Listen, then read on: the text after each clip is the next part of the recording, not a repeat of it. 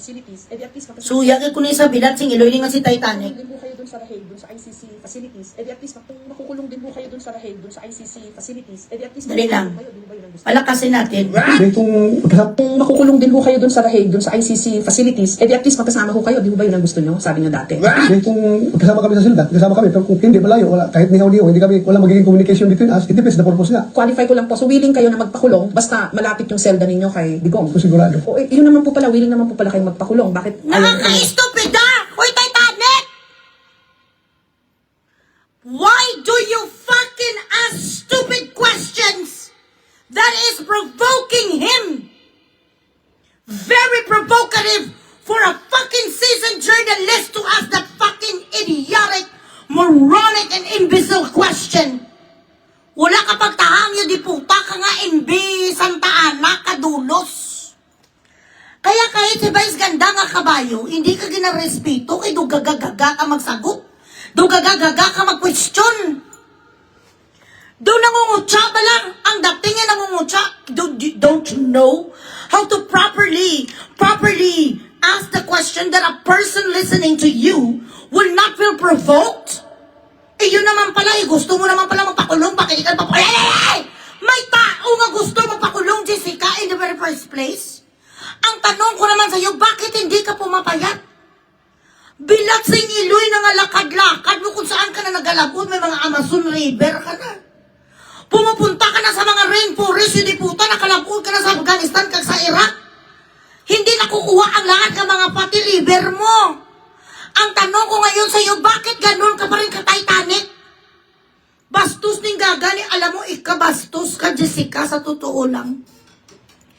Tama naman nga ginagamit ni Vice Ganda, ikaw nga example, ginapasaringan niya ka sa kanyang mga show, kay wala ka gapataang gaga ka. Ang lahat ng mga ginapakuno-kuno mo, nga mga interview mo, nga chururot mo ka sa Jessica Suho, nga mga tawag ni mga sitcom, hindi sitcom, ano na ganito tawag, documentary, puro lahat drama!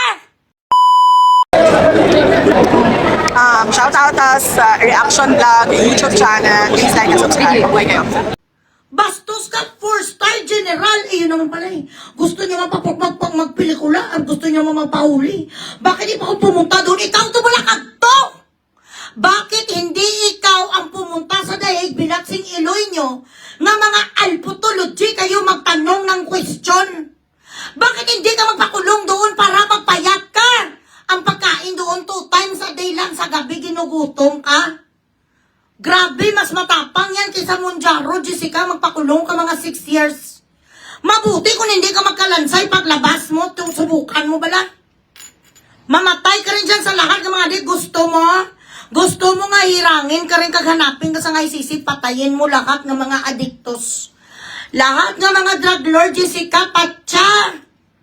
Total, libot naman ng libot ang ginagawa mong yudiputa kang doon si Stadmanian Devil kang Titanic ka. Patsa ang lahat ng mga taga-Binundo, patsa lahat ng taga-Tundo. Patayin mo lahat ng mga drug addict, tapos surrender ka sa ICC, sabihin mo, I did some extrajudicial killings. Yan ang sabihin mo, mabuti kung hindi ka lalabas ng galupyak, ang guya mo, gaamo ka na 4-star general, hindi mo namang binigyan pugay. Ang kanyang pagtulong sa atin hanggang ngayon, hindi ka pa nililitsyon. Buhay ka hanggang ngayon, hindi pagimpasakan ang bunganga mo sa mansanas. Buhay ka ngayon, Jessica, hindi ka gilitsyon per kilo dahil kay bato. Hindi tayo nasulong yung diputa sa mga terorista nga agusayat.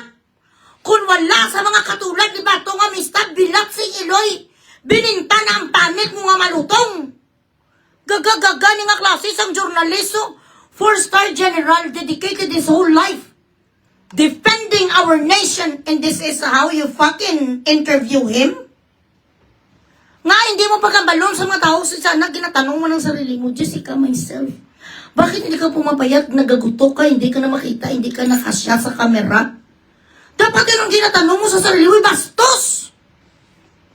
Kagagasi mo, wala ka sang, ay ano ni sila yaman, you are so fucking mad about Tatay Digong. You're so mad about Duterte. You are fucking biased. You don't know how to ask questions properly. You do not know how to moderate a fucking interview. A good journalist Dapat hindi ma-feel ng mga tao that you are already pissed off or annoyed. Nakikita sa pagmumukha mo, ga-uwel-uwel ang bakbak mo. Eh, yun naman pala eh. Sabi sa bilating, yung gupagwapa nga Tidiberti Tabis, alam mo ikaw, hampi-dampi sa tunawol, hindi tagit ka bala ginabugres, Jessica, naawa ko sa'yo. Kasi pag akong nag-describe sa'yo, hindi ka ganyan sa akin mapuslan. Hampi-dampi sat on a wall, hampi-dampi had a great fall. Yun ang drama mo, ga-uyog-uyog ka kada magtawa, aga-amu-amu ka niyo. Hanggang ngayon, extra large pa rin sinusuot mo, ang mga ginasuot mo sa mga, lahat mo nga mga interview, kung hindi ko, mutualya.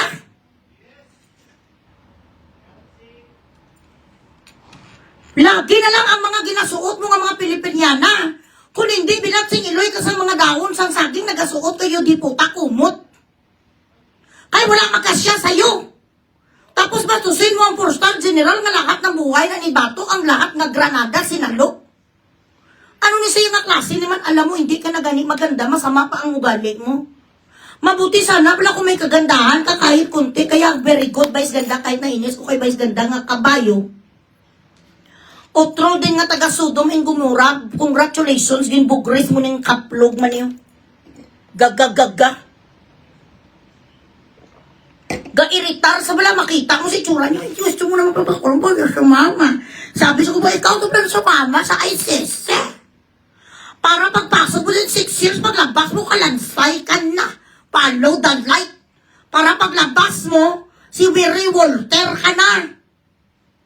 Mga yudiputa, is this how you fucking promote journalism? Is this how you present yourself to the Filipino people? That you could you are not using profanity, but your bitchy face could not lie. It doesn't lie at all. It is so fucking obvious that you were provoking him. Tapos kung ma-provoke mo siya, mag-express kayong dalawa, buyayawon ka ni Bato or walkoutan ka niya si Bato na naman ang traidor. Si Bato na naman ang traidores. Itong ginagawa nyo, you push a person, push, bilatsing ilo, you poke. Hasta na lang yung diputa until he's back on the fucking wall. He's a human being. Mapipikon talaga na ang kalbo. Bilatsing iloy. Pareho kayong dalawa ni Bato, hampi-dampi sa tunawol, sana naghalikan kayong dalawa. Okay na lang si Bato kasi lalaki naman siya, okay na lang maghampi-dampi sa tunawol, pero ikaw hindi okay. She doesn't want.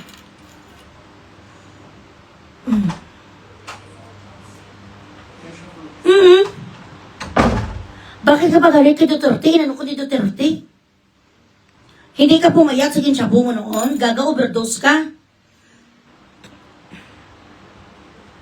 Baka binigay sa iyo nga item, chararat, made in China, dapat maghanap ka sa mga buko pandan flavored, just.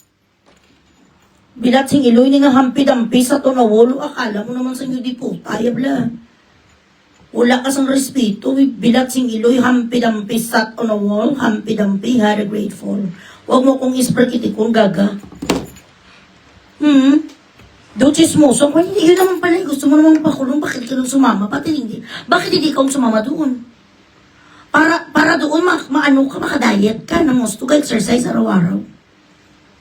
Kasi kung dyan lang, pati ang nanay kag tatay mo, kag mga anak mo, kinakain mo. Pati ang mga cameraman mo, kag mga production staff mo, ginalunok mo sila pag ginutom, kag wala ka foodang. Para ma-save mo naman, ma-save the planet mo, kag hindi maubos lahat ng tao, ng mga empleyado sa GMA, pumunta ka doon sa Hague. Ikaw doon na mag-jamming kay tatay Digong. Para sa pilitan ka makadayat, kasi kung sa Pilipinas ka nang tingnan mo hanggang ngayon di ka nagkapayat. Kaya kung magutom ka, ginagawa mo bilatsing iloy pangimagas. Ang lahat ng mga cameraman mo, kag mga production staff mo, ginalunok mo sila lahat, iluwal mo sila, kawawa naman. Andyan sa mga tiyan mo, tingnan mo. Hanggang ngayon, ang size na ginasuot sa iyo di puta, yung size ang kumot. Pa-share na lang guys, yan na lang. Okay, so today, ang mga bilatsing iloy, nga mga satanista nagpakita talaga sang talent nila, ang mga walang hiya, nga si Subiri nga badaf. Nakalimutan mo kung paano kataya noon ni BBM Subiri, sang ka-campaign kayo? Nakalimutan mo kung paano yung ka naging embaras ni isang gunggong yung nga presidente? he is thinking daw more of kapakanan ng bansa. Kapakanan nga Gago! Subire! Bilat sing iloy mo, magululuwa ginang baho mo kung ano ka kamunyika. Anong pinagsasabi mo kapakanan ng bansa? Bakit ka naging bobo? Akala ko you are a man of words and you are an intelligent person. Gago ka rin pala. Walang kwenta ka rin na malita kapag ganun binayad sa'yo 1 billion? Napakatanga mo talaga mag-isip this is going to be your last term. Why? BBM has fucking 2 years. At baka hindi na magtagal ang kanyang body double sa 2 years. Baka in the next few months, mamatay na rin ang body double niya. Tapos wala na sila makuha sa ibang iklong sa presidente, yung buang-buang adiktos. Sarah is going to sit as president. Wala na may mabuto sa imo, gago. Sa makitid mo lang bala sa maliit mo lang mind. Dapat naisip mo na kahit anong gawin nyo, wala kayo numbers. It takes 16 senators for you to impeach Sarah. Saan manggagaling ang the rest bilang sa 11, 12, 13, 14, 15, 16? Saan manggagaling ang 5 sa inyo yung diputa sa gune-gune? Sino? Gisingin nyo sa kamatayan si Enrile? Pabalikin nyo o kukunin nyo si Dilema, si Jokno? Kukunin nyo ang mga iho diputa, ang mga gago, ang mga taga-House of Representatives? No matter what you do, you still lack the numbers. 13. Intact na sila nga 13 kaya nagsabi na si Camille Villar na masahol pa sa hudas ang kakalas sa kanilang Magic 13. So wala kayo asahan yan kasi lahat na sila mga mayayaman na hindi nyo mabili si Camille.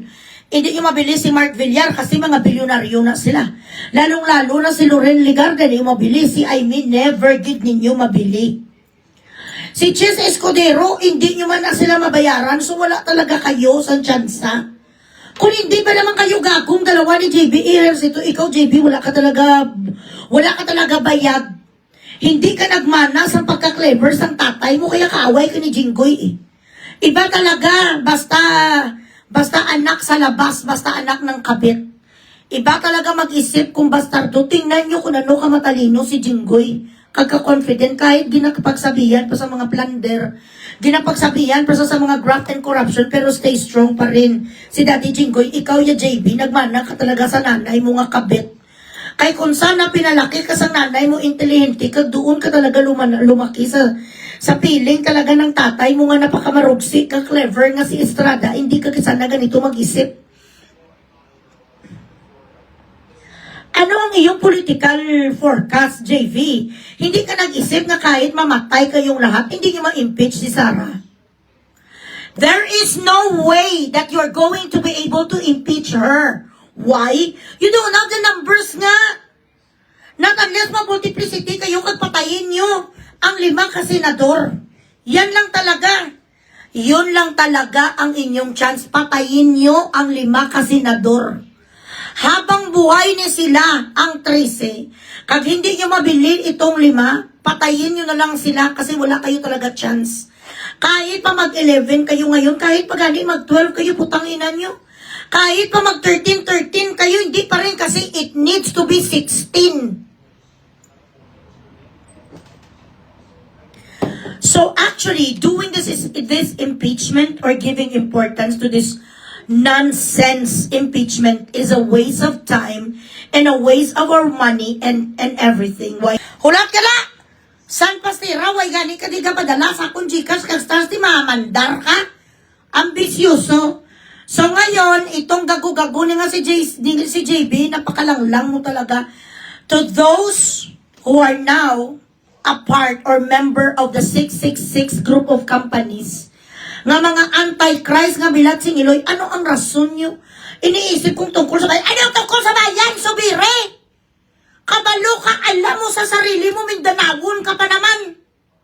Tinalikuran mo, Mindanao, kagago mo. Alam mo sa sarili mo na hindi ka na mananalo sa susunod na eleksyon.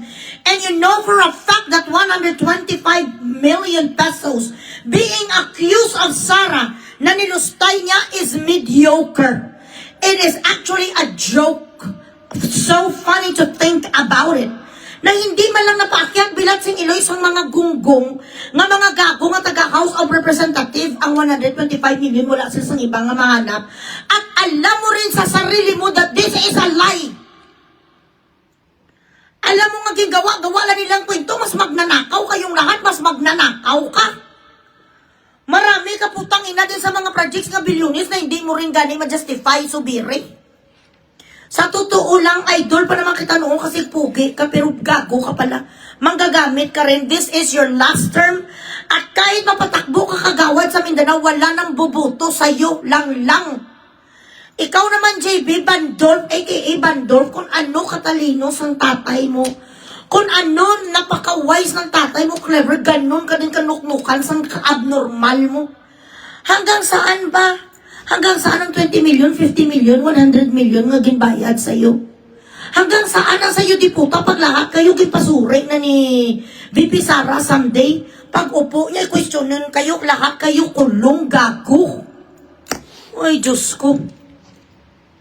Wala nang boboto sa kanila, kaya guys, dapat iboto na natin. Iluklok natin sa Senado si Attorney Rowena Guanzon. Siya ang pag-asa natin magiging Miriam Defensor Santiago de second yan siya guys, hindi na sa mabangbang. Para sa bayan. Ano nga para sa bayan? Yutak, tinanong nyo ba ang 32 million? Kung gusto namin, do you have any surveys? Anything that could justify na gusto ito ng bayan? You do not speak on our behalf! You do not speak on each and every fucking Filipino! Yan ang mga diputa, ang mga representative, katulad sa representative ko, ang bigaon nga alpot na si Jam Barunda. Sa Iloilo City, I did not vote for her. She does not represent me. She's stupid. Kahit naman lang sabihin niya, thank you, Jed Mabilo, for being an ally. Ally, naglang yung diputa for being an ally. Kuno, mango! Amo na, basta gani, binakal mo lang ang imo ng diploma nga kuno may master sa alpot sa Guimaras University, ma-master sila ang iyo diputa, ya dito pa sa liblib ng walang katao-tao nga alpot. Thank you for being my ally. Sino nga tuwag mo nga ally? Si Muhammad Ali? Ano nga ally? Alay, gaga. A-L-L-Y is pronounced as alay. Ali, kano ali? Bilat siniloy ni kagaga sa inyo diputa. She does not speak on my behalf, Jam Baronda. And so as the rest of the Filipino people, the 32 million people who voted, who put Sara as our VP, including sa adiktos ng presidente, tinanong nyo, nagperma kami. Nga para si Sara i-impeach, hindi kami nagperma na, oy mga gago. What the fuck are you talking about that this is for the Philippines or para sa bayan? Hindi kami nagpermada. Only 265 or 55 stupid shit. House of Representatives, we didn't. 255 is not shit compare sa 32 million na nagluklok kay VP Sara sa kanyang posisyon. Does it make sense? No, it doesn't. So kung mga talino kayo, dapat na-realize nyo to, why should we listen to 255 bilatsing Iloy kabuti? Walang kwentang magnanakaw, mga puro pangiwi, kag mga puro pa lahat, mga yudiputa, Animal Kingdom, mga tarsier.com. Bakit tayo makinig dito as Senate? Sa 255 na lahat na sila binayaran na sa 2020 million plus ang 200 million nga project a year. So sa 2 taon may 400 million ang mga ihudiputa ng mga kawatan. But the fallback of that shit is they're never gonna win anymore, even if they're going to run for Kagawad only. The people will speak on election day. Hence, they're trying also to do the cha-cha, ang charter change. Lahat kayo nga nagbaboy ngayon sa pangalan ni VP Sara, lahat kayo hindi na manalo. Kahit pa magpakamatay kayo 10 beses. Share the live. Tapos, sar graping si Gago nga si Tuta nga si Soto. Soto, shout out, dapat kapahinga ka na. Dapat sumunod ka na kay Enrile. Napaka-sar graping mo naman, you are a sore loser. A sore loser like you shouldn't be in the plenary. Nagapakita ka sa katangahan mo, you are out of tune already. Kung hindi ka pa naman kayaya, sasabihin mo, can you remind me of Article 19? Are you fucking kidding me? You've been in that business for as long as you live. Nanigulang ka na and yet you don't know kung ano ang Article 19, tapos marami na sa imbukada, walang bilag si Iloy, china-challenge na kaagad si Peter Cayetano, and also to you, Senate President Alan Peter Cayetano, before you go to the session, please drink some Red Bulls. Red Bull. Drink some Red Bull or any energy drink to perk you up because it seems like you don't have any energy. I know you're tired and I know you're exhausted, but you cannot afford to be tired, sir. Huwag kang magpa-intimidate or do not feel shy. Or wag kang mag-ano, wag na mga respect na mga ganun na bilat sing Iloy, ayaw kun away, sir. Correct? Siguma, gago niya Siguma, patayo yan, nasa Siguma. Numero 1 din na kawalang hiya, dalok-dalok sa pera.